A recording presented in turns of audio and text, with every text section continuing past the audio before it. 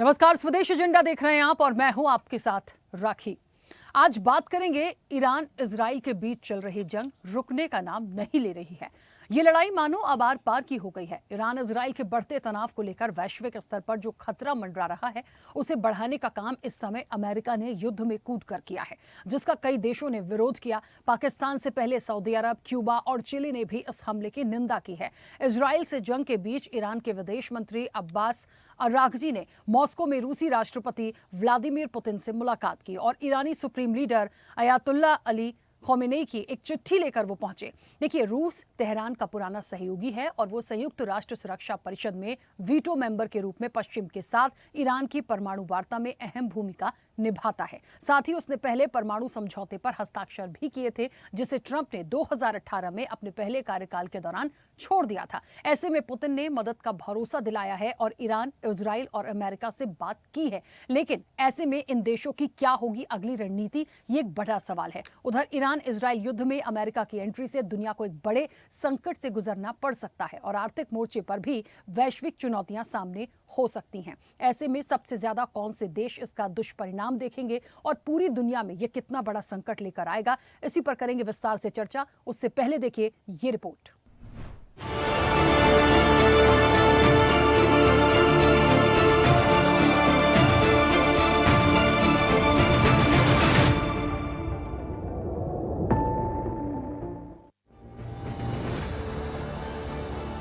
Iran Israel संघर्ष के बीच शनिवार की देर रात अमेरिकी टॉमहॉक मिसाइलों और बंकर बस्टर बमों ने तनाव को एक नया मोड़ दे दिया। अमेरिका ने ईरान के परमाणु ठिकानों फोर्दो, नातांज और इस्फहान पर हमला किया। ईरान पारंपरिक युद्ध के माध्यम से नहीं बल्कि अपने प्रॉक्सी नेटवर्क के जरिए जवाब देता है, जिसमें हिजबुल्लाह, हूती और इराकी मिलिशिया के माध्यम से मिसाइलें दागना शामिल है। संघर्ष की स्थिति को देखते हुए कहा जा सकता है कि पूरी दुनिया के लिए ये वैश्विक संयम के अंत का एक संकेत है। ईरान पर हमला करके अमेरिका ने साफ कर दिया है कि इराक एक चेतावनी थी, लेकिन ईरान तबाही है। इस संघर्ष की शुरुआत रातों रात नहीं हुई है, ये कई वर्षों से पनप रहा था। अमेरिका के इस हमले के बाद वर्षों से जारी संघर्षों को बड़े आकार में आने का मौका मिल गया है, जिसमें एक एक कर सभी देश शामिल हो सकते हैं। ईरान ने अमेरिका के हमले का जवाब देने की बात कही है। अगर ईरान ऐसा करता है तो इसका असर दूसरे देशों पर भी पड़ेगा। भले ही मिसाइलें बहरीन या तेल अवीव में गिर रही हैं, लेकिन इसका असर लंदन, मुंबई, नैरोबी, जकार्ता में देखने को मिलेगा।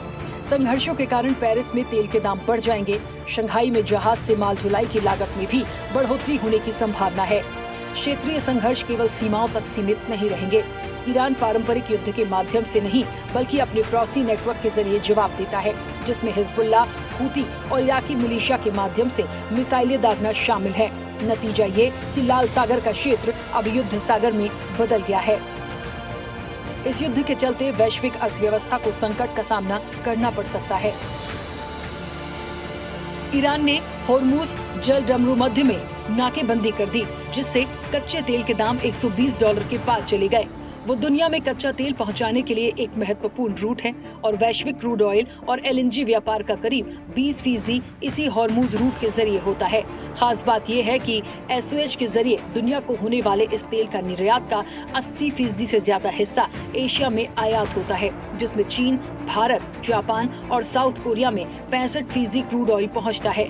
इसके रुकने से आपूर्ति श्रृंखला चरमरा गई। अफ्रीका, एशिया और लैटिन अमेरिका की कमजोर अर्थव्यवस्थाएं मंदी की ओर बढ़ रही हैं। इस संघर्ष का प्रभाव युद्ध क्षेत्र के फैलाव के रूप में सामने आएगा। ईरान पर किए गए हमले को देखते हुए चीन ने ताइवान पर पूर्व रक्षात्मक रुख अपनाना शुरू कर दिया। भारत पाकिस्तान में तनाव बना हुआ है।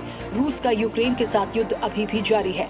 भारत अपनी जरूरत का 90% कच्चा तेल आयात करता है और इसमें से 40% से ज्यादा मिडिल ईस्ट के देशों से आता है और ये स्ट्रेट ऑफ हॉर्मुज के जरिए ही पहुंचता है।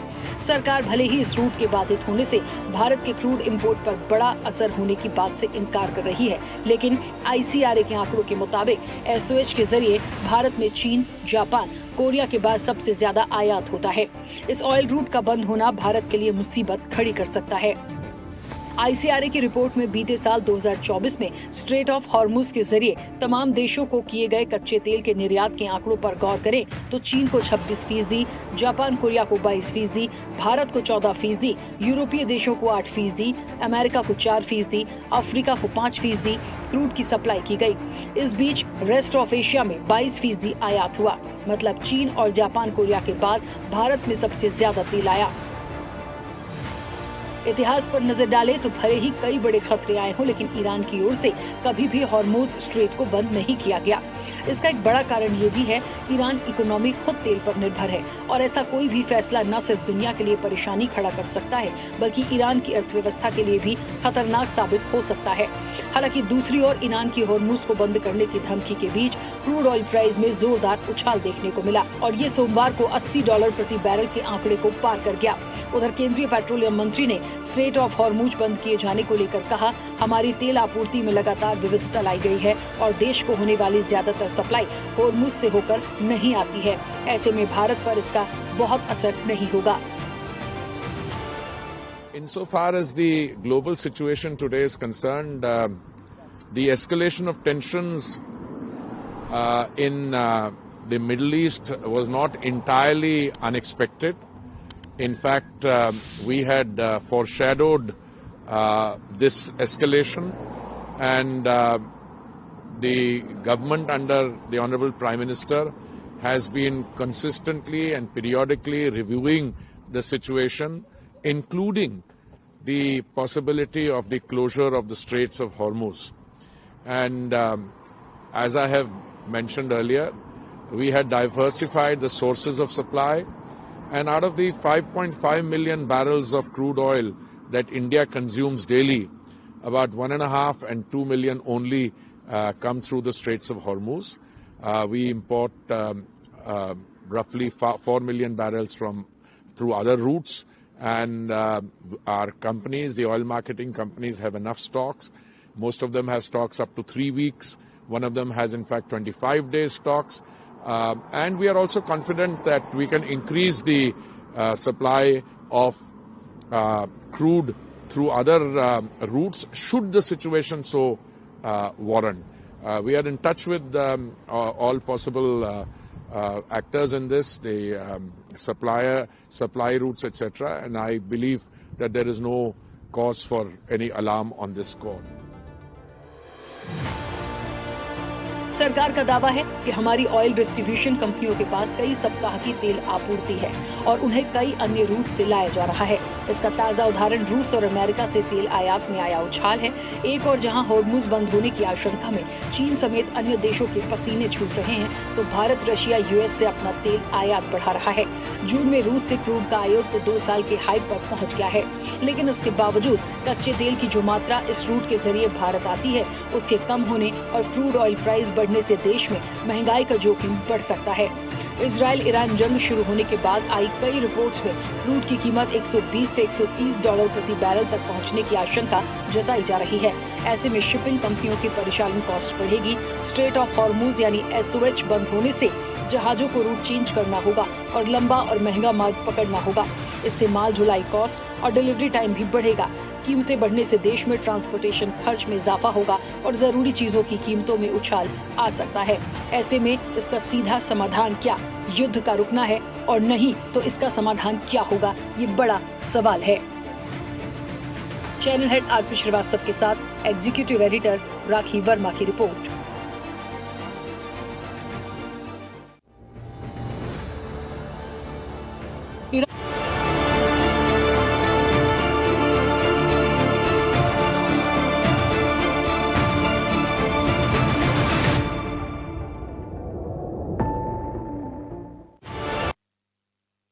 तनाव है और वैश्विक चिंता भी बढ़ा रहा है, और वैश्विक चिंता के साथ साथ सबसे बड़ा सवाल ये है कि अमेरिका का जो विरोध, या कह लीजिए कि ट्रंप का जो विरोध है, वो कई सवाल खड़े करता है। देखिए, जो अपनापन दिखा रहे थे, जो मिलने जा रहे थे, जो बातचीत कर रहे थे, उन्होंने भी विरोध किया है। अब ये विरोध असल में है, दिखावा है, इसका क्या आगामी परिणाम होगा, आने वाली तस्वीर क्या होगी, इसका एक सॉल्यूशन इस वक्त क्या है, क्योंकि वैश्विक स्तर पर जाएं, व्यापार की दृष्टि से देखें, आयात की दृष्टि से देखें तो कहीं ना कहीं ये बहुत बड़ी संकट के कहते हैं ना कि घने बादल जो कहते हैं खतरे के, वो कहीं ना कहीं लगातार बढ़ते चले जा रहे हैं। हम सीधे चर्चा पर चलेंगे। हमारे साथ मेहमान जुड़े हैं। सबसे पहले आपका परिचय करा दें। रक्षा विशेषज्ञ हैं colonel retired JS Sodhi. JS Sodhi ji, बहुत स्वागत चर्चा में जुड़ने के लिए। एक और रक्षा विशेषज्ञ हमारे साथ जुड़ेंगे, रिटायर्ड कर्नल गोपाल सिंह। गोपाल जी, आपका भी बहुत स्वागत है। विदेश मामलों के जानकार हैं ब्रह्मदीप अलूने। ब्रह्मदीप जी, आपका भी बहुत स्वागत है। विदेश मामलों के एक और जानकार हमारे साथ जुड़ेंगे, अजातशत्रु श्रीवास्तव। अजातशत्रु जी, आपका भी बहुत स्वागत है। राजनीतिक विश्लेषक हैं प्रियदर्शी रंजन। प्रियदर्शी जी, आपका भी बहुत स्वागत है। और स्वदेश न्यूज के channel head RP Srivastava ji हमारे साथ जुड़े हैं। RP श्रीवास्तव जी, आपका भी बहुत स्वागत है। चर्चा की शुरुआत सबसे पहले ब्रह्मदीप जी आपसे करूंगी। मेरी आवाज पहुंच रही है? जी बिल्कुल, आपकी आवाज आ रही है। ब्रह्मदीप जी, 2-3 बातें बड़ी महत्वपूर्ण हैं, बहुत संक्षेप में लूंगी और चाहती हूं कि सभी लोगों की जल्दी जल्दी से प्रॉपर प्रतिक्रिया आ जाए। तो सवाल ऐसे होंगे जो बहुत इंपॉर्टेंट होंगे और उस पर उसी के अकॉर्डिंग आंसर आ जाए। पहली चीज तो ये कि ईरान इजराइल की ये जो जंग है या ये जो वॉर है, ये हम चर्चा कर रहे थे कि रुक सकता है। लोग मध्यस्थता की एक बात कर रहे हैं, ईरान मानने को तैयार नहीं था। बस ये बात चल रही थी और ये भी बात चल रही थी कि हाँ, हो सकता है 3-4 दिनों में ये खत्म हो जाए। लेकिन यहाँ तो खत्म होने की बजाय अमेरिका ने एंट्री करी और अमेरिका की एंट्री बहुत बड़े सवाल खड़े करती है कि अमेरिका को इसकी जरूरत क्या थी, ट्रंप को इसकी जरूरत क्या थी, क्या दिखाना चाहते हैं आप इजराइल का सपोर्ट करके। लेकिन यदि ये इजराइल का सपोर्ट करेंगे तो क्या ईरान के साथ चाइना आ सकता है? एक बड़ा सवाल। यदि वो भी आता है तो पूरी जो पिक्चर है, पूरा जो परिदृश्य इस दुनिया का वैश्विक स्तर पे, वो बहुत ज्यादा डगमगा जाएगा, जिसे संभालना बड़ा मुश्किल होगा। तो फिलहाल जो सिचुएशंस बनी हैं उसे आप कैसे समझते हैं? क्या ये रुकेंगी? और ट्रंप की जो नीति यहां पर देखते हैं उसे कैसे देख रहे हैं? देखिए, ईरान का परमाणु कार्यक्रम रोकना बहुत जरूरी है, दुनिया को समझना पड़ेगा। क्योंकि ईरान ने अपने प्रॉक्सी समूहों को हमास ले लें, हिजबुल्लाह ले लें, हुती ले लें, मिसाइल दी है, बैलिस्टिक मिसाइल देने की कोशिश की है। तो जो देश अपने से जुड़े आतंकी को बैलिस्टिक मिसाइल दे सकता है, वो परमाणु हथियार भी दे सकता है। यही कारण है कि ईरान को लेकर यूरोप जो है उसने भी विरोध जताया है, अमेरिका ने भी विरोध जताया है और ईरान पर भरोसा नहीं किया जा सकता। दूसरी बात जो सबसे महत्वपूर्ण और नजर आती है कि क्या चीन ईरान का साथ देगा। देखिए, चीन की आर्थिक महत्वाकांक्षाएं बहुत गहरी है। सिल्क रूट का रास्ता ईरान से होकर जाता है क्योंकि यूरोप में प्रवेश करने के लिए बहुत जरूरी है। तो ईरान में अरबों डॉलर लगाकर रखे हैं और चीन चाहेगा कि वहां की सरकार कभी नहीं पलटे क्योंकि इस सरकार से उसके बहुत अच्छे संबंध हैं। लेकिन चीन दबाव बना सकता है दुनिया पर, युद्ध में कतई नहीं उतरेगा क्योंकि चीन दूसरों देशों के साथ युद्ध में नहीं उतरा, ये उसका इतिहास रहा ही नहीं है। और यदि चीन नहीं आएगा, रूस स्वयं दबाव में है, तो फिर विश्व युद्ध होने का जो खतरा है वो बिल्कुल नजर आता नहीं है। जहां तक ये युद्ध कब रुकेगा, ये बहुत बड़ा सवाल है और इसको ईरान को समझना पड़ेगा क्योंकि वह अमेरिका का सामना नहीं कर सकता। तो आज नहीं तो कल ईरान को झुकना ही पड़ेगा। सबसे महत्वपूर्ण यह है कि क्या ईरान में सत्ता परिवर्तन होगा या नहीं, यह देखना बहुत दिलचस्प होगा। जी बिल्कुल। ब्रह्मदीप जी, वापस आऊंगे। अजातशत्रु जी, मुझे सुन पा रहे हैं? क्या आपकी आवाज आ रही है? सर, इन सब पूरी चीजों के बीच में खोमेनी ने एक चिट्ठी भिजवाई है पुतिन के लिए और उनकी तरफ से एक मदद की बात की गई है, उन्होंने भरोसा दिलाया है।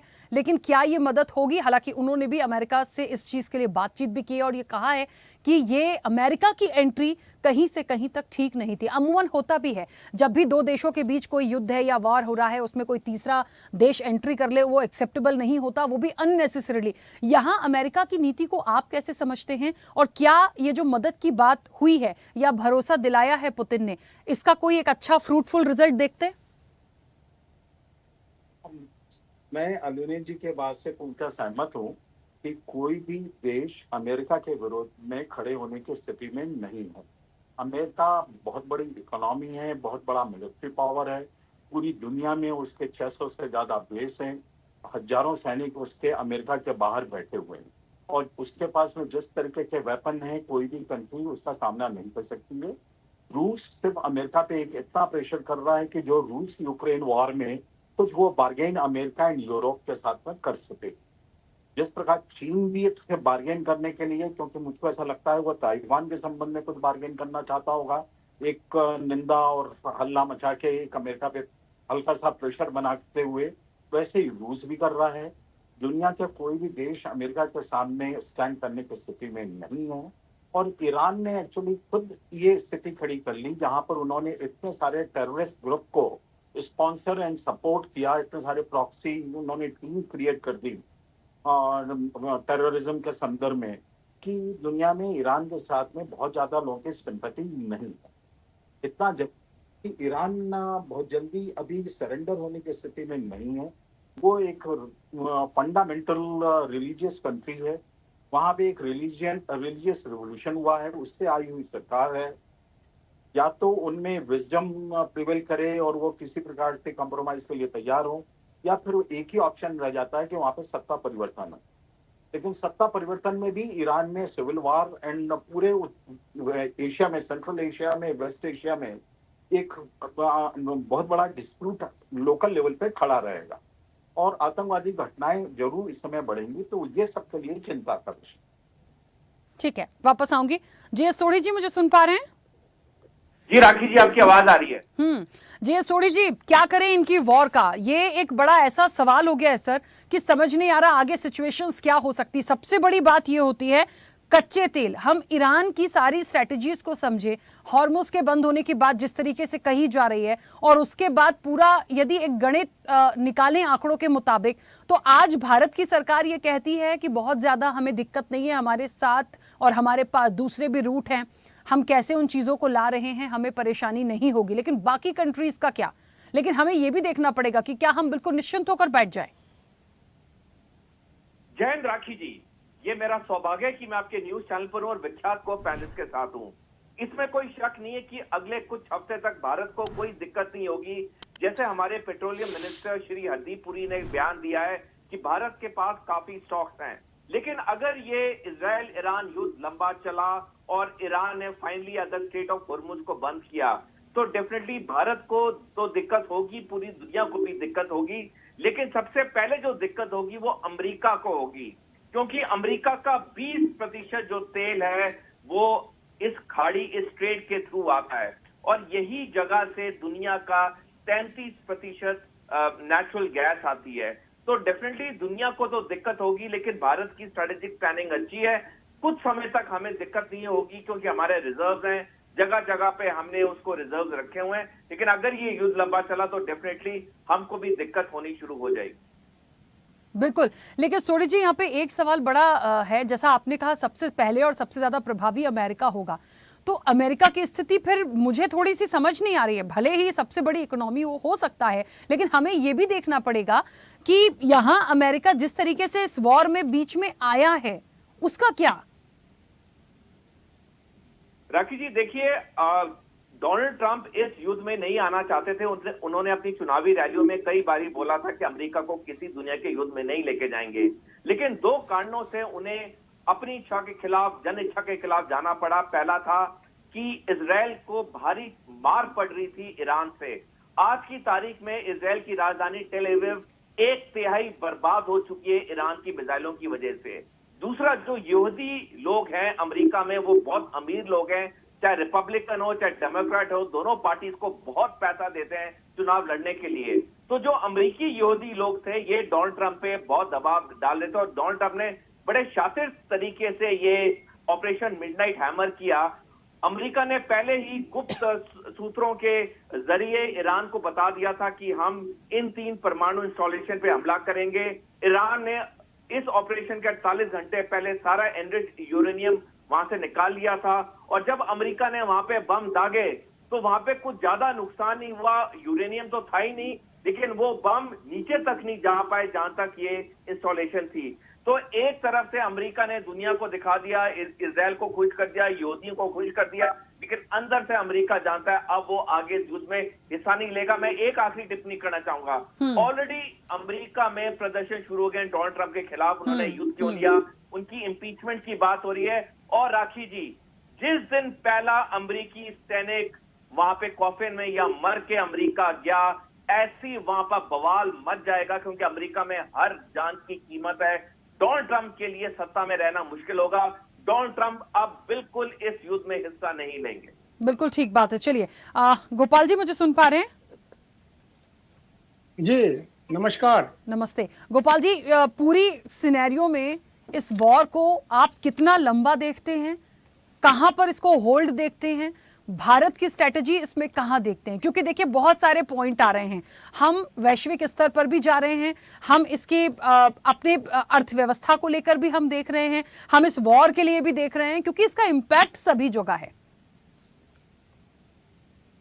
देखिए, अभी हमारे प्रवक्ताओं ने जो बोला है बहुत अच्छी तरीके से बताया है, लेकिन जो आप सवाल कर रही हैं ये बहुत ही सटीक है और बहुत ही इम्पोर्टेंट है हमारे इस युद्ध को लेकर के।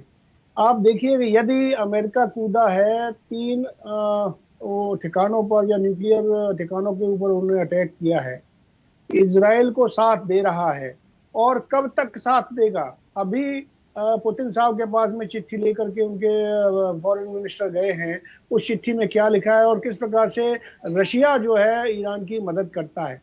रही बात ऑयल की बात नहीं है, ये अमेरिका की स्ट्रेटेजी रही है। अब 1945 में देखिए, 1945 में एक ट्रीटी साइन हुई थी जिसमें लिखा गया था कि सारा जो ऑयल का सेल परचेज डॉलर में कीमत में होगा। अब डॉलर का यदि उसका स्ट्रेटेजिक लगाई है, बड़ा क्रिटिकल है, वो तकरीबन डकैती अमेरिका करता है डॉलर को बेच करके। और यदि अभी जिस प्रकार से भारत ने अपने रुपये को लेकर के आए हैं कि हमारा ट्रेड जितना पर भी हो वो रुपये के अंदर हो, तो उससे क्या बाकी देश भी यदि रुपये के अंदर अपना ट्रेड या अपने अपनी करेंसी के अंदर ट्रेड शुरू कर दें तो अमेरिका की इकोनॉमी एकदम धड़ाम से नीचे गिरेगी और अमेरिका कहीं सस्टेन नहीं कर पाएगा। और सबसे बड़ी बात यह है कि ऑयल के सारा ऑयल परचेज जो है वो ट्रीटी के मुताबिक डॉलर के अंदर होता है, और डॉलर के अंदर ये उस डॉलर को डिमांड बढ़ती है डॉलर की कीमत बढ़ती है। अदरवाइज 1945-44 में इसकी 4 रुपए कीमत थी, हमारे 1 रुपए के बराबर, और आज वो 85 रुपए पर है। रही बात आपकी युद्ध आगे कितना चल सकता है, कैसे चल सकता है, अभी खमैनी साहब ने बहुत सटीक टर्मों में कहा है कि अभी अमेरिका को हमारी प्रताड़ना झेलनी पड़ेगी। आप देखिए, यदि वो प्रताड़ना झेलने की बात कर रहे हैं तो तकरीबन 11 कंट्रीज ऐसी जो हैं मिडिल ईस्ट में जिनके उनके छोटे छोटे ठिकाने हैं अमेरिका के, यहाँ पे कहीं 1000 सैनिक हैं, कहीं 2000 हैं, कहीं 5000 हैं, कहीं 6000 हैं। इस तरीके से यदि ये सारे देश मिलकर के उन लोगों के ऊपर यानी घेराव करते हैं, इनके साथ देते हैं ईरान का, तो उस स्थिति में अमेरिका की बहुत बुरी हालत होने वाली है। जिस प्रकार मेरे भाई साहब ने कहा कि यदि एक भी सैनिक की डेथ होती है तो अमेरिका के अंदर भूचाल आ जाएगा, तो स्थिति बड़ी नाजुक होने वाली है। रही बात चीन और रशिया किस प्रकार से ईरान को मदद करेंगे, वो अभी आगे देखने की बात है। लेकिन इतना जरूर है कि भारत अभी फिलहाल क्या करने वाला है, किस तरह से करने वाला है, क्योंकि हमारे प्रधानमंत्री मोदी जी ने ईरान के राष्ट्रपति से बात की है, और बात करने में उनको यही कहा है कि भाई यानी टेबल पर बैठ करके ही बात सुलझ सकती है, क्योंकि हमें भी ईरान से भी उतनी मोहब्बत है और इजराइल तो हमारा दोस्त है ही। तो हमें यानी वैश्विक स्थिति को देखते हुए भारत ऐसा किसी के साथ में खड़ा नहीं होगा, जैसे पहले भी नहीं हुआ है। वो सिर्फ शांति चाहता है, शांति से हमेशा उन्होंने काम किया है भारत ने, और आगे भी सलाह यही है कि शांति से इसको सुलझाया जाए। बिल्कुल ठीक है, वापस आऊंगी। प्रियदर्शी जी, मुझे सुन पा रहे हैं? प्रियदर्शी जी, यहाँ पर ना एक बात बड़ी रोचक भी है। हालांकि ये रोचक बात ये हो जाती है जब अमेरिका की एंट्री हुई एक लंबे वक्त के बाद, उसके बहुत सारे पहलू मुझे लगता है सभी एक्सपर्ट ने बताए हैं। लेकिन ये भी देखना पड़ेगा कि भारत पाकिस्तान के लिए जब तमाम चीज़ें हो रही थी तब आपने देखा होगा अभी तक चल ही रहा है, वो मामला रुका नहीं है। सीज फायर की बात आई, डोनाल्ड ट्रंप ने क्रेडिट ले लिया, पूरी बात मोदी जी पे आ गई, सरकार पे आ गई। यहाँ तो डोनाल्ड ट्रंप अब खुद किसी वॉर में एंट्री मार गए हैं। तो इनके सीज फायर के लिए देखिए, ईरान तो किसी को मध्यस्थता के लिए वो तैयार नहीं था, उन्होंने मदद जरूर पुतिन से मांगी है। लेकिन हमें ये भी देखना पड़ेगा कि यहाँ की मध्यस्थता के लिए क्या मानेंगे मोदी जी भी। यदि कह दें डोनाल्ड ट्रंप से तो क्या वो मानेंगे? कहने के लिए तो भारत को भी एक मौका होना चाहिए कि हमने मध्यस्थता करा दी, शायद यही मान जाएं। लेकिन आपको लगता है ये सिचुएशंस ऐसी हो सकती हैं? मतलब कहने का मतलब है कि मोदी जी मध्यस्थता करें इजराइल और ईरान के बीच। डोनाल्ड ट्रंप से आप बात ऐसा करें, कहना चाहती हैं? ट्रंप से बात करें, ट्रंप से बात करें, डोनाल्ड ट्रंप तो माने दोस्ती दोस्ती। नहीं, देखिए, अमेरिका दो मुहा सांप है। उस पर बहुत भरोसा आप नहीं कर सकती है। वो उसने कि पाकिस्तान को, वो डेमोक्रेसी की वकालत करने वाला अमेरिका हमेशा से डेमोक्रेसी का गर्दन ममोड़ते रहा है। पाकिस्तान कौन सा डेमोक्रेटिक कंट्री है जिसका समर्थन करता है? अमेरिका। अमेरिका ने जो ईरान अभी जिसके खिलाफ अमेरिका बमबारी करके आया है, उस अमेरिका में डेमोक्रेटिक शाखाओं को अमेरिका ने ही मरोड़ा है, खत्म किया है। 60 और 70 के दशक में, 50 के दशक में वहां पर ईरान में डेमोक्रेटिक शाखाएं फल फूल रही थी, डेमोक्रेटिक सरकारें चल रही थी। उसको गिराया है अमेरिका ने, अपने पिट्ठू को बिठाया है अपने सहूलियत के लिए, वहां से तेल के लिए, अरब देशों पर कंट्रोल के लिए तमाम चीजें वहां अमेरिका ने किया है। तो मुझे नहीं लगता है कि अमेरिका किसी की मध्यस्थता मानने वाला है, और वो भी इजराइल के मसले में। इजराइल के मसले में इसलिए नहीं मानने वाला है कि अमेरिका को अगर समझना हो तो बिना यहूदियों के आप नहीं समझ सकते हैं। माइनस यहूदी अमेरिका बहुत छोटा देश हो जाता है। मतलब जो ऐसा नहीं कह सकता कि वो गरीब देश हो जाएगा या कुछ है ही नहीं, लेकिन यहूदियों की भूमिका के बिना अमेरिका की हैसियत वैसी नहीं रह जाती है जैसा अमेरिका अभी दिखाता है। आप देखिए ना किस तरीके, आर्थिक मामलों में तो कई लोगों ने कहा कि आर्थिक मामलों में किस तरीके से यहूदियों की भूमिका है। निश्चित तौर पर 2.4 या कितनी आबादी है वहां, 70 लाख के करीब आबादी है अमेरिका में यहूदियों की, लेकिन उन लोगों का आर्थिक योगदान आबादी की तुलना में बहुत ज्यादा है। और उससे भी बड़ी बात, वैज्ञानिक तौर पर अमेरिका को समृद्ध यहूदियों ने किया है। चाहे हाइड्रोजन की बम की बात हो, परमाणु बम के विकास की बात हो, तमाम मामलों में यहूदी वैज्ञानिकों ने अमेरिका में महती भूमिका निभाई है। उस लिहाज से यहूदी अमेरिका के लिए बेहद महत्वपूर्ण है। और इसके साथ तो एक सेंटिमेंटल मामला भी जुड़ा हुआ है। अमेरिका के 25% रूढ़िवादी ईसाई ऐसे हैं जो मानते हैं कि इजराइल को उसका देश, यहूदियों को उसका देश मिलना चाहिए, इजराइल हर हाल में बना हुआ रहना चाहिए, उसके लिए कोई भी कुर्बानी दे दी जाए। और उसके लिए वो लोग हवाला देते हैं बाइबल का। कहते हैं कि बाइबल में ऐसा लिखा गया है कि यहूदियों के लिए इजराइल देश होना चाहिए और वो हो करके रहेगा, और जो इजराइल को देश बनाने में मदद करेगा ईश्वर उसको बहुत आशीर्वाद देगा।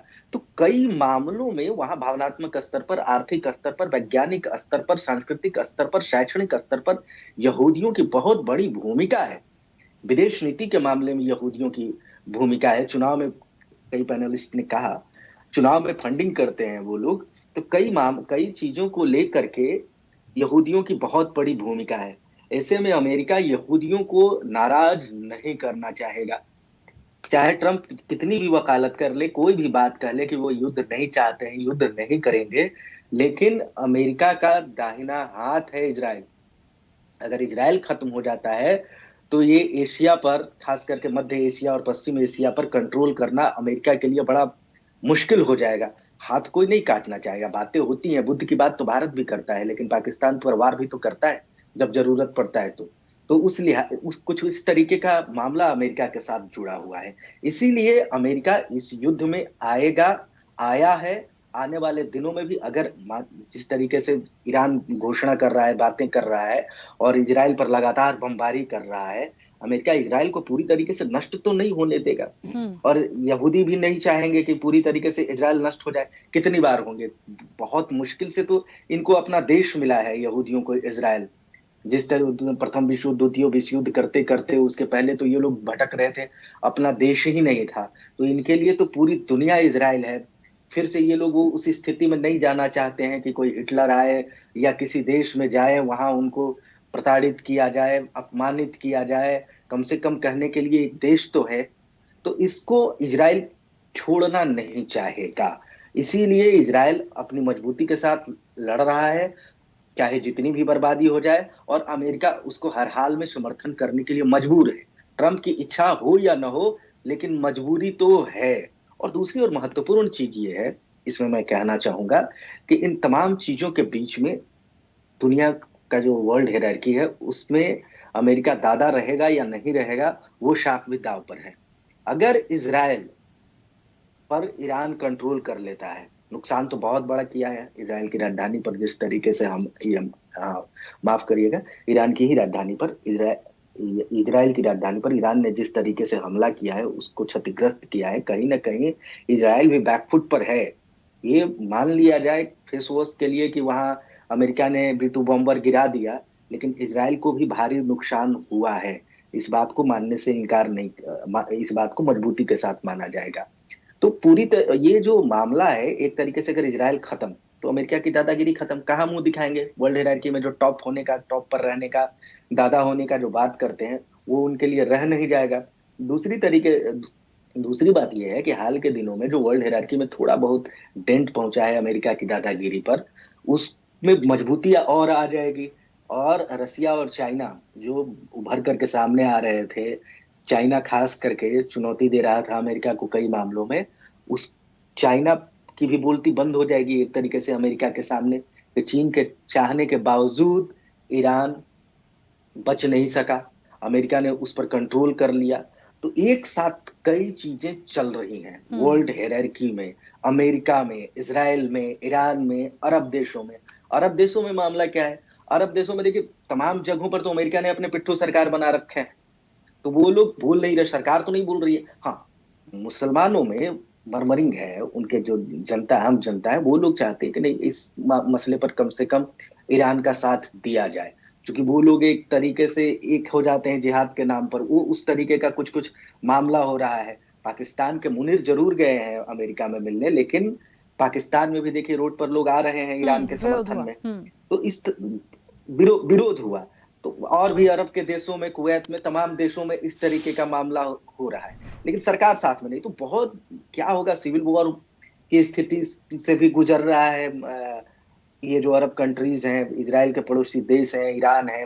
कभी भी कहीं भी सत्ता परिवर्तन हो सकता है, बहुत बड़ा भूचाल आ सकता है। तो बहुत बड़े, जो यूक्रेन और रसिया के बीच मामला नहीं फंसा था, उससे बड़ा मामला विश्व के लिए फंस गया है इजराइल और ईरान के बीच युद्ध से। तो ये जो मामले हैं, दोनों युद्धों को अगर बात कर लिया जाए, दोनों युद्धों को मिला करके देख लिया जाए, तो वर्ल्ड डेमोग्राफी को, वर्ल्ड हायरार्की को नए तरीके से डिफाइन करने वाला ये दोनों युद्ध है, रसिया और यूक्रेन के बीच और इजराइल और ईरान के बीच। इसमें अगर इजराइल दबाव बनाता है तो निश्चित तौर पर अमेरिका की दादागिरी और मजबूत हो जाएगी। राखी जी, बिल्कुल। देखिए, और एक बात बड़ी महत्वपूर्ण है, क्या होगा ये नहीं पता, लेकिन ये बात तो सच है, चल तो बहुत कुछ रहा है। आरपी श्रीवास्तव जी, एक चीज बड़ी महत्वपूर्ण है, बढ़ता तनाव बढ़ा रहा वैश्विक चिंता, ये तो है ही। जिस दिन से ईरान इजराइल का ये युद्ध शुरू हुआ, तब से लगातार चीजें चली आ रही थी। अमेरिका ने इसमें एंट्री करके और ज्यादा तेजी से इस संकट को बढ़ाया है। हम बिजनेस पॉइंट ऑफ व्यू से देखें, हम अर्थव्यवस्था की दृष्टि से देखें, तो सिर्फ भारत नहीं है, ऐसे बहुत सारे देश हैं जिस पर इसका इम्पैक्ट पड़ेगा। और अभी एक एक्सपर्ट ने तो कहा कि सबसे पहले तो अमेरिका ही प्रभावित हो जाएगा।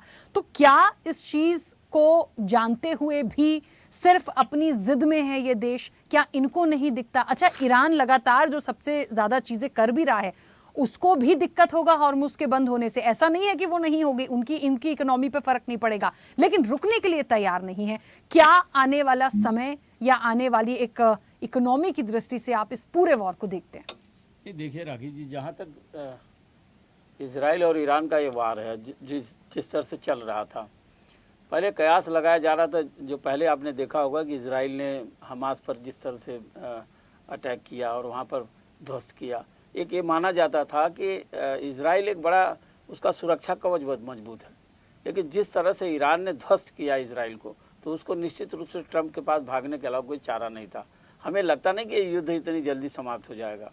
जहाँ तक आर्थिक कॉरिडोर जो है उसकी बात कर रही हैं आप, अगर मान लीजिए वो एसओएच रुक जाता है, मान लीजिए वहाँ पर रोक लगाता है, जैसा उसकी संसद में ये बात आ गई है, तो कई देशों में क्रूड ऑयल की कीमत बढ़ेगी। अब बढ़ेगी तो निश्चित रूप से महंगाई बढ़ेगी, उसका प्रभाव अमेरिका को होगा, चाइना को होगा, भारत को होगा, तमाम देशों को होगा। तो 20% जो है क्रूड ऑयल वहाँ के उस माध्यम से जाता है। उसके अलावा उस रास्ते से जो शिप जाते हैं, जो व्यापारिक दृष्टि से, उनमें भी उनकी रुकावट होने से निश्चित रूप से कई देशों के व्यापारिक जो है सौदे भी व्यापारिक दृष्टि काफ़ी महत्वपूर्ण है। एक सबसे बड़ी बात है कि ईरान जो है जिन देशों को जिन लोगों को सपोर्ट करता रहा, चाहे हूती हो, हमास हो, हिजबुल्ला हो, तमाम ऐसे आतंकी संगठन है, उनको हमेशा सहयोग देता रहा। अब यहाँ सवाल ये उठता है कि अमेरिका की एंट्री के बाद ईरान की स्थिति क्या है। अभी बहुत सारे जो है, जिस तरह से अमेरिका ने दावा किया कि हमने उनके 3 परमाणु ठिकानों को नष्ट नाबूद कर दिया, लेकिन उधर से ईरान की तरफ से दावा किया गया कि यहाँ पर उन्होंने उन सारी चीज़ों को वहाँ से हटा दिया। अब सवाल उनकी तो हमें लगता है कि जिस तरह से मिसाइल ईरान इजराइल पर दाग रहा है और बहुत महत्वपूर्ण शहरों को मतलब एक तरह से काफ़ी नुकसान पहुँचा है, तो इजराइल के लिए बड़ा कठिन दौर है और अमेरिका की जो मजबूरी है कि उसका सपोर्ट करे। जहाँ तक आप देखे होंगे कि ये जो अभी एक हमारे पैनलिस्ट बात कर रहे थे कि उन्होंने जो तेल को डॉलर से कंट्रोल किया, लेकिन ये मामला उठा कहाँ से। आप देखिए, निश्चित रूप से अमेरिका संशंकित है। ब्रिक्स देशों ने जब अपनी मुद्रा की बात करी तो कितना तिलमिलाया अमेरिका। ट्रंप खास करके अपने चुनाव में इस बात का जिक्र करते रहे। मतलब यह है कि वो चाहते हैं कि डॉलर जो है वो हमेशा अपना वर्चस्व बना के रखे। तो ये सब बहुत सारे युद्ध के एक तरह से वो हैं कि अमेरिका जो है कभी नहीं चाहेगा कि इजराइल किसी तरह से समाप्त हो। जहाँ तक बात यहूदियों की है, निश्चित रूप से आप देखिए, जिस देश की इकोनॉमी में यहूदियों का बहुत बड़ा रोल हो, चुनावी फंडिंग हो, चाहे जो है डेमोक्रेट को या अदर पार्टी को हो, तो हमें लगता है कि जब वहाँ पर इतनी बड़ी भूमिका आर्थिक रूप से यहूदी निभा रहे हैं तो अमेरिका का भी दायित्व बन जाता है। लेकिन अमेरिका हमेशा ऐसा प्रयास करता था। अभी देखिए, भारत और पाकिस्तान युद्ध के समय इसने सीज फायर की बात पहले ही बता दिया, लेकिन अब यहाँ कौन सीज फायर करवाएगा? क्या रसिया करवाएगा, क्या चाइना करवाएगा, या क्या भारत करवाएगा? कोई ऐसा देश नहीं है जो यहाँ पर ये कर पाए। कारण ये है कि अभी आप देख लीजिए, जिस तरह से हमें लगता है कि युद्ध जो है लंबा चलेगा। अमेरिका को खुद बैकफुट पर आना पड़ेगा और निश्चित रूप से कोई न कोई रास्ता निकलेगा जरूर। कभी ऐसा नहीं होता कि युद्ध हमेशा ही चलता रहे, कभी न कभी तो शांति होती है। युद्ध कोई सलूशन नहीं है और किसी देश का नहीं। इसी अमेरिका ने वियतनाम के साथ 13 साल तक वार किया, अंत में वहाँ से उसको पीछे हटना पड़ा। और जहाँ तक उनके यहाँ पर सैनिकों के जो उनके जीवन का सवाल है, अगर उनको कोई ज़्यादा नुकसान पहुँचता है तो सबसे ज़्यादा विरोध उनके देश में होता है। और इस युद्ध में अमेरिका की एंट्री को लेकर के राखी, देखिए लगातार जो है मुस्लिम कंट्री के अलावा अमेरिका में खुद विरोध हो रहा है ट्रंप का, तो इसको भी समझना होगा। और हमें लगता है कि कहीं न कहीं ईरान और इजराइल को इस युद्ध में अगर कहीं पीछे एक दूसरे से पीछे हट नहीं रहे हैं, इसके लिए ज़रूर कहीं न कहीं पूरे वैश्विक स्तर पर शांति का प्रयास किया जाना चाहिए। अब कौन सा देश या पूरा वैश्विक समुदाय इस पर दबाव डालता है कि ये युद्ध लंबा न चले, बिल्कुल ये देखने वाली बात भी होगी। ब्रह्मदेव जी, एक बार फिर से आप ही के पास आ रही हूँ। थोड़ा सा हमें एक महत्वपूर्ण चीज़ है जिस पर चर्चा करना बहुत ज़रूरी हो जाता है, वो ये होता है कि अब इसके प्रभाव हम देखें। देखिए, ईरान इजराइल का युद्ध कब रुकेगा, ये वॉर कब रुकेगी पता नहीं। अमेरिका का अगला स्टैंड, जिस तरीके से सोडी जी कह रहे थे, नहीं लगता कि अब इसके बाद वो कोई और एक्शन लेगा, और कोई भरोसा भी नहीं है। देखिए, हम मान ले एक पल के लिए नहीं होगा, लेकिन अगले पल वो क्या कर दें, क्योंकि उन पर भरोसा नहीं किया जा सकता। ट्रंप पर बिल्कुल नहीं कर सकते, उनका अपने ही लोगों के साथ जब विरोध है तो हम क्या कर सकते हैं उनके लिए। 2 चीज़ें हैं। तीसरी चीज़, मध्यस्थता को लेकर रूस भी पहले बातचीत कर चुका है, ईरान तैयार नहीं था। बट ईरान और इजराइल ऐसी जगह पे हैं कि उनको किसी की अभी नहीं सुननी है, और इजराइल यदि अमेरिका की सुन भी ले तो अमेरिका तो खुद अटैकिंग मूड में था, तो यहाँ कोई चीज़ें फिलहाल रुकती हुई नहीं दिखती। अब हम आते हैं बाकी जो देशों के लिए जो हमारी वैश्विक चिंता थी, इस पॉइंट ऑफ व्यू से भारत को क्या करना चाहिए। आज भारत की सरकार कह रही है कि नहीं, हमारे पास दूसरे सोर्स हैं, हमें इतनी परेशानी नहीं होगी। सोडी जी ने भी शुरुआत में कहा कि ठीक है, अभी हमें कुछ टाइम तक तो परेशानी नहीं होगी, लेकिन आगे क्या, हमारे पास कौन सा दूसरा सोर्स है, हमारी क्या स्ट्रेटजी होनी चाहिए। हम मध्यस्थता और शांति की अपील शुरू से कर रहे हैं, लेकिन कोई मानने को तैयार नहीं है। तो क्या हम यहाँ पर अपना सेल्फ मोटिव नहीं देखेंगे कि हमें आगे कैसे करके चीजों को लेकर जाना है? हम तो नहीं बर्बाद हो सकते, भारत तो नहीं बर्बाद हो सकता। राखी जी, देखिए, बहुत महत्वपूर्ण सवाल है आपका। सबसे पहले तो इस युद्ध को बहुत जल्दी समाप्त होना चाहिए, यह भारत के हित में है, क्योंकि ईरान भारत का आभासी दोस्त है और जो इजराइल है वो वास्तविक दोस्त है। लेकिन ईरान आभासी दोस्त होने के बावजूद हमारे लिए इसलिए महत्वपूर्ण हो जाता है क्योंकि हम जिस पाकिस्तान की सामरिक घेराबंदी के बारे में अक्सर सोचते हैं, उसका रास्ता जो है वो अफगानिस्तान से होकर ईरान तक जाता है, क्योंकि ईरान से जो तकरीबन 700-800 किलोमीटर की सीमा लगती है अब जो ईरान और पाकिस्तान की, तो वहां पर हम पाकिस्तान पर दबाव डाल सकते हैं और ऐसा कर चुके हैं हम। चाबहार बंदरगाह को लेकर भी हमारी यही योजना थी। लेकिन किसी भी देश के राष्ट्रीय हित बहुत महत्वपूर्ण होते हैं। भारत के अभी इसराइल में अभी आपको याद होगा ऑपरेशन सिंदूर में जब दुनिया भर ने आंसू तो बहाए आतंकवाद के खिलाफ, लेकिन भारत के साथ खड़ा होने के लिए सिर्फ इसराइल तैयार था। ऐसा ही करगिल वार के दौरान इसराइल कर चुका है। इसका मतलब कि हमारा जो वास्तविक दोस्त है वो इसराइल है और इसराइल को आवश्यकता पड़ती है तो हमारे लिए बहुत धर्म संकट की स्थिति होगी कि हम इसराइल की मदद करें या नहीं करें, क्योंकि हमको इसराइल की कठिनाई में मदद करना ही होगी। हम यह नहीं भूल सकते कि इसराइल जो एक यहूदी सेनाध्यक्ष जो थे जैकब, उनका 1971 के युद्ध में बहुत बड़ा योगदान था। जब जैकब को यह कहा गया है कि आप चलिए इसराइल में बसिए, तो उन्होंने कहा था कि मेरा जन्म यहाँ पर हुआ है तो मैं खुशी खुशी यहाँ रहूंगा। यहूदियों का घर दूसरा भारत है और उनको अंततः दिल्ली में ही दफनाया गया। लेकिन जहां तक आपका सवाल है कि इसका विकल्प क्या है, तो देखिए तेल के विकल्प दुनिया में बहुत सीमित है। हार्मुज जलडमरू मध्य द्वीप बंद होता है तो उसका विकल्प बहुत सीमित है। हम रसिया से तेल को ले रहे हैं, हम रसिया से तेल को ले सकते हैं। हमारे पास सऊदी अरब भी विकल्प है, लेकिन अंततः हमको उस मार्ग की तलाश होती है जिस मार्ग से सस्ता तेल, जिससे कि हमारे देश में महंगाई नहीं बढ़े, उस तेल की तलाश होती है। किसी भी राष्ट्र के आर्थिक जो बहुत महत्वपूर्ण होते हैं, और आज के दौर में तो पूरी दुनिया है जो आर्थिक प्रतिबद्धताओं के पीछे भाग रही है। अमेरिका भी आर्थिक प्रतिबद्धताओं के पीछे भाग रहा है। तो हम यदि आर्थिक प्रतिबद्धताओं का ध्यान रखें तो उसमें फर्क क्या है? तो यह जो युद्ध है वो यदि जल्दी रुकता है, यदि सीमित समय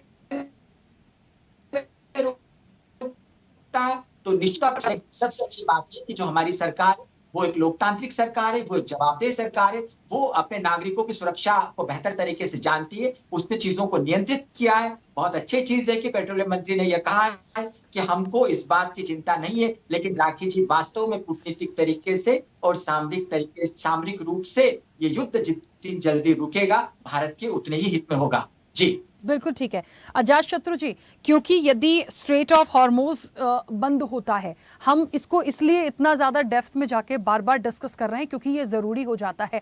सबसे इम्पॉर्टेंट रूट तो यही था, यदि यही रूट नहीं है तो दूसरा ठीक है, हमारे पास ऑप्शन रहेगा दूसरी चीज़ें, जैसे कि ब्रह्मदीप जी कह रहे थे, लेकिन हमें उन सारी चीज़ों को देखना पड़ेगा। और जब तक हम उन चीज़ों को समझेंगे, हम सारे वहाँ का ट्रांसपोर्टेशन का खर्च, रूट का खर्च, जो जहाज़ होंगे उनकी सारी चीज़ों का वो सब वहन करना, देना और वो चीज अपने तक लाना, ये इतना आसान नहीं होगा। और तब तक तो न जाने जो सिनेरियो बन रहा होगा इस वॉर का, न जाने कहां चला जाएगा। तो हम भारत की क्या एक नीति में बदलाव की जरूरत है इस वक्त, उसे अभी सब चीजों को छोड़कर अपने को कुछ एक मंथन करने की जरूरत है। हम हर चीज से हर जगह पर प्रिपेयर रहें। पहले तो मैं ये बताना चाहूंगा, इजराइल एंड ईरान के बीच का युद्ध वैसा ट्रेडिशनल वॉर नहीं है जो अभी तक का दो देशों के बीच में होते हैं। ईरान और इजराइल के बीच में 2400 किलोमीटर का डिफरेंस है। ग्राउंड लेवल पर किसी प्रकार का कोई गोली नहीं चल रही है, कोई झगड़ा नहीं हो रहा है, जो भी है वो स्काई में है। और ईरान का ग्रेजुअली एयर पावर बिल्कुल खत्म हो गया है। जो भी वो कर रहे हैं वो मिसाइल के थ्रू ही चल रहा है, और मिसाइल भी एक समय बहुत लंबे समय नहीं चलती। सेकंड चीज है, जहां तक स्ट्रेट ऑफ हॉर्मुज की बात है, वो यदि ईरान बंद करने की कोशिश करता है तो वहां पर मिडिल ईस्ट में बहुत सारी गल्फ कंट्रीज हैं, अरेबियन कंट्रीज हैं, जिनके ऑयल का एक्सपोर्ट उस हॉर्मुज स्ट्रेट से ही होता है। यदि ईरान इस तरीके का एक सुसाइडल स्टेप उठाता है तो उसका इफेक्ट सिर्फ भारत पे ही नहीं आएगा, जो अरेबियन कंट्रीज हैं, गल्फ कंट्रीज हैं, उन सबके बिजनेस पर, उन सबके ट्रेड पे भी पड़ेगा। तो ईरान का मुझे ऐसी संभावना नहीं लगती है कि इमीडिएटली वो उसको टोटली ब्लॉक कर दे, लेकिन इस बात की संभावना जरूर लगती है कि टोकन रूप से वो किन्हीं 2-3 शिप के ऊपर इस तरीके से मिसाइल या कोई डायनामाइट से का कोई विस्फोट करके उन शिप्स को कोई नुकसान पहुंचाए।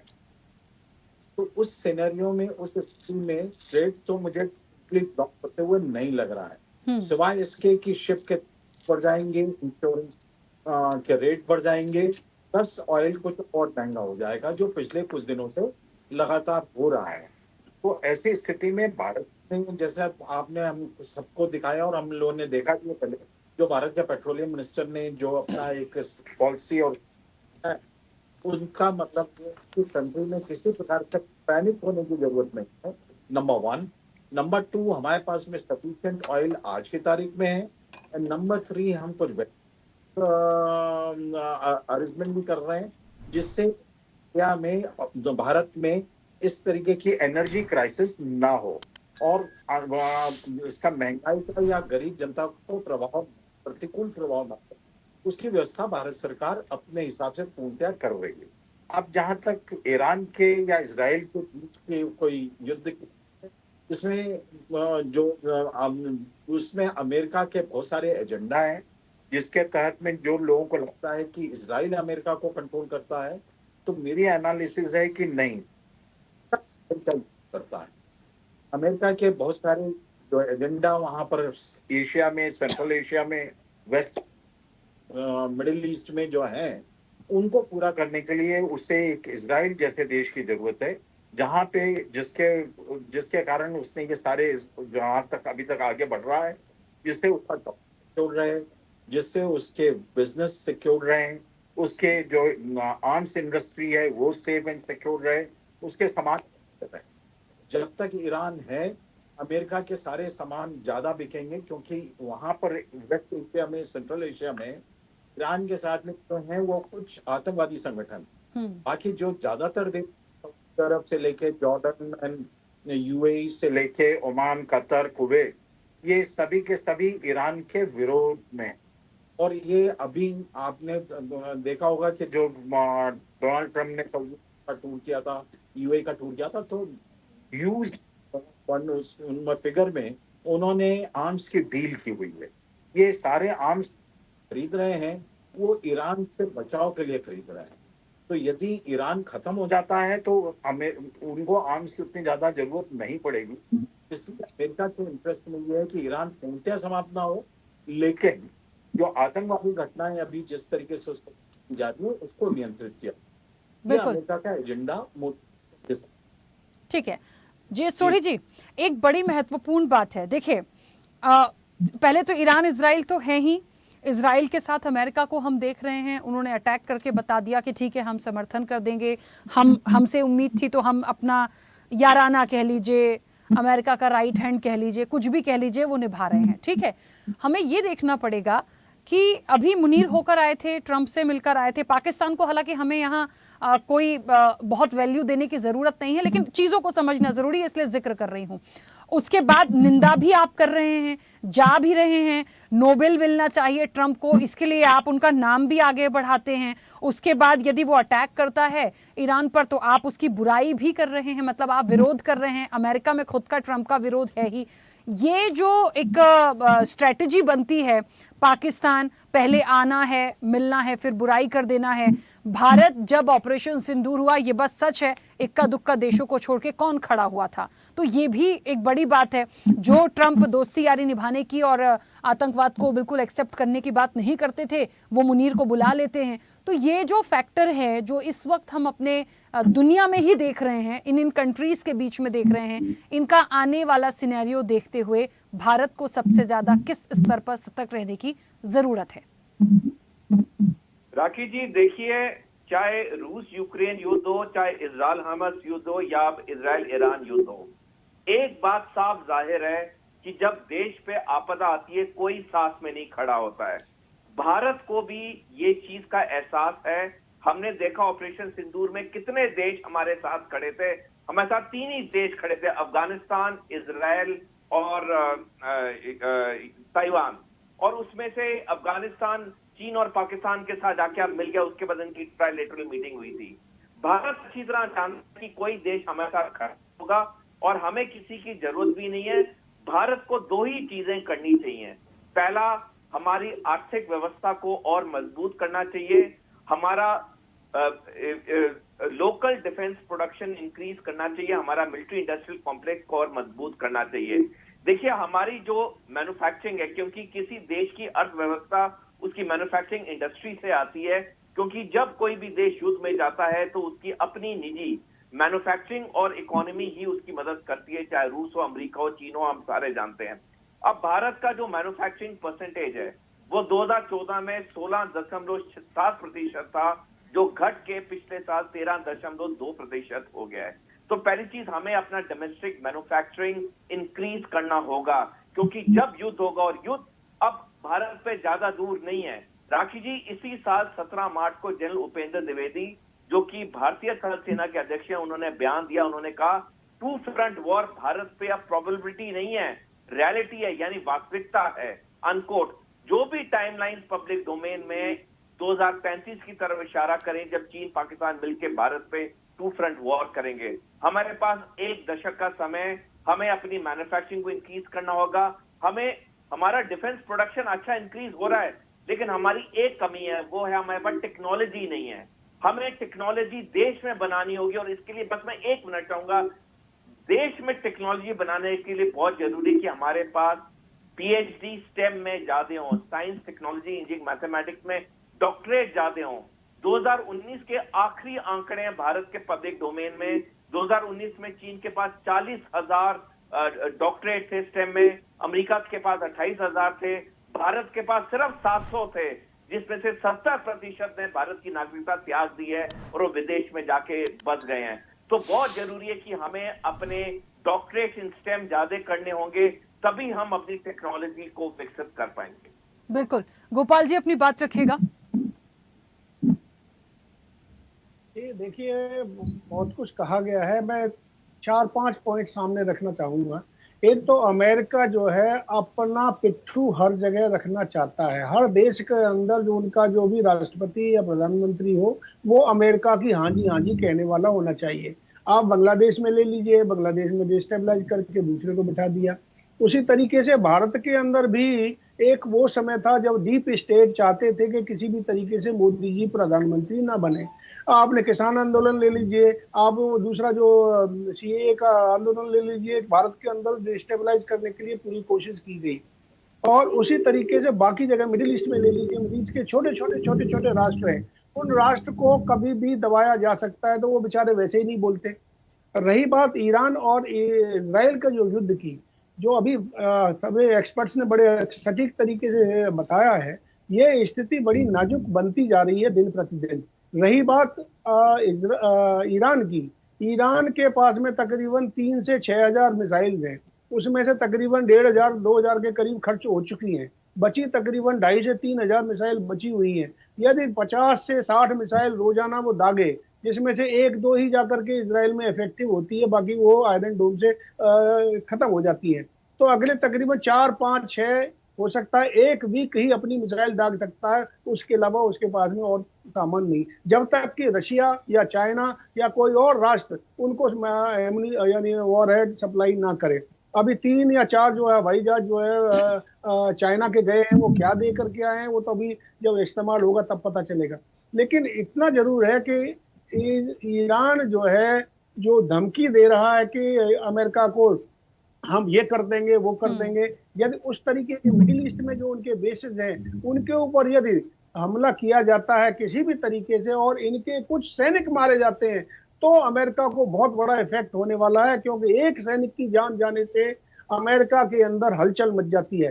तो ये बहुत बड़ी बात होने वाली है, और शायद आगे आने वाले समय में, अभी यूनाइटेड नेशन सिक्योरिटी काउंसिल की कल रात को जो मीटिंग हुई है, उसके अंदर भी ईरान ने साफ कहा है कि हम जो दादागिरी हमारे ऊपर फैल रहे हैं, उस दादागिरी को हम नहीं सुनने वाले। तो ये आगे आने वाले समय में बड़ी कठिनाई आने वाली है। भारत अपना स्टैंड बिल्कुल क्लियर रखा हुआ है कि हर तरीके से चाहते हैं कि शांति बहाल हो, जिससे कि विश्व के अंदर परेशानी ना आए। रही बात इकोनॉमिक पावर की, भारत की इकोनॉमिक, भारत को नीचा दिखाने के लिए जो नमस्ते इंडिया वाले ट्रंप साहब हैं, उन्होंने टैरिफ के ऊपर जो है यानी आतंकवादी, मैं तो कहूंगा उस तरीका इन्होंने कार्रवाई की। उसी तरीके से चाइना के साथ में अपना सामान तो बेचो लेकिन दूसरे का सामान मत बिकने दो। ठीक तो है, इस तरह से यानी पूरे विश्व के अंदर चलता नहीं है। बिल्कुल। चलिए बहुत जल्दी से, क्योंकि समय हो गया है, आरपी श्रीवास्तव जी बहुत छोटी सी प्रतिक्रिया आपकी, और प्रियदर्शी जी आप भी बहुत जल्दी से। जी आरपी श्रीवास्तव जी पहले आप। हाँ देखिए क्या है, जहाँ तक वार का सवाल है और जो परिस्थितियाँ निर्मित हैं पूरे वैश्विक स्तर पर, उनको यदि देखा जाए तो ये बड़ा ही क्रूशियल समय है। और ख़ास करके मध्य एशिया के बीच में एक तरह से ये कहा जा सकता है कि अगर ये वार लंबे समय तक खिंचता है तो इसका असर वैश्विक स्तर पर पड़ेगा। दूसरी सबसे बड़ी बात रहा कि जहाँ तक अभी हम सारे पैनलिस्ट को सुन रहे थे अभी, तो हमें ये समझ में आया कि जो अमेरिका है वो निश्चित रूप से विभिन्न देशों को, जो ऐसे देश हैं उनको मतलब अनस्टेबल करता है, और अनस्टेबल करने के बाद वो अपनी दादागिरी दिखाने का काम करता है, खास करके मिडिल ईस्ट वाले एरिया में। तो इसको भी समझना होगा। और जो रही बात युद्ध की, वार की बात है, तो अभी जैसा हमारे गोपाल सिंह जी ने बताया कि ये 1 वीक तक तो चल ही सकता है अपने मिसाइलों के दम पर। हो सकता है चाइना और रूस जो है उसको अगर मदद करते हैं तो ये वार और भी खिंच सकता है। बिल्कुल, प्रियदर्शी जी बहुत जल्दी से संक्षिप्त प्रतिक्रिया। श्रीवास्तव सर की बातों को बढ़ा देता हूँ। चाइना और रूस दोनों मदद के लिए मजबूर होंगे, खुल करके नहीं आएंगे लेकिन अंदर खाने। अगर ईरान पर कंट्रोल हो जाता है इजराइल का, अमेरिका का, तो निश्चित तौर पर इन दोनों देशों को बहुत बड़ा धक्का लगेगा। जो बायलैटरल या ट्रायंगुलर या जिस तरीके से मल्टीपोलर तो आज विश्व को बता रहे हैं, उसके इमेज को धक्का लगेगा। वन पोलर हो जाएगा ये वर्ल्ड। अमेरिका एक तरफा दादागिरी करने लगेगा। लोगों को लगेगा, सारे देशों को, अमेरिका को भी लगेगा कि रूस जो है यूक्रेन के साथ युद्ध में उलझा हुआ है, उलझा रहे, और बाकी दुनिया पर जहां जहां उसका नट बोल्ट ढीला है उसको कसने की जरूरत है। उन देशों पर कार्रवाई करके, सीधी कार्रवाई करके वहां पर अपनी दादागिरी को स्थापित कर ले। तो बहुत जरूरी है, चाइना को हस्तक्षेप भी करना चाहिए, रूस को भी हस्तक्षेप करना चाहिए। हालांकि भारत के लिए इजराइल महत्वपूर्ण है। इजराइल इसलिए महत्वपूर्ण है कि भारत के लिए जो दुश्मन है, कॉमन दुश्मन एक तरीके से इजराइल का है, वही भारत का है, और दोनों एक दूसरे को साथ दे, पूरक बने। तो ये विश्व स्तर पर बहुत बड़ा अमेरिका के साथ क्यों जुड़ा हुआ है इजराइल? क्योंकि एक मजबूत देश उसको चाहिए। भारत के साथ भी जुड़ सकता है। इजराइल ने पहले भी मैं कहता था कि बड़ी महत्वपूर्ण भूमिका निभाई है अमेरिका के विकास में। यहूदी जहां जाते हैं, जिस देश में रहते हैं, उस देश के विकास में महत्वपूर्ण भूमिका निभाते थे। जर्मनी के विकास में जी, तो उसे मतलब नए दोस्त की तलाश भारत भी इजराइल में ढूंढ सकता है, इजराइल भी भारत में ढूंढ सकता है, इतना ही। बिल्कुल ठीक है। और देखिए आने वाला सिनेरियो क्या होगा, इस पर सबकी नजरें होनी भी चाहिए, क्योंकि सिर्फ बात भारत की नहीं है, पूरी दुनिया की है। पूरी दुनिया होगी तो उसमें भारत भी आएगा। आप सभी का बहुत शुक्रिया, क्योंकि समय हो गया है इस चर्चा में जुड़ने के लिए। देखिए ईरान इजराइल वॉर का गतिरोध है और ट्रंप का विरोध है। ट्रंप का विरोध हो रहा है।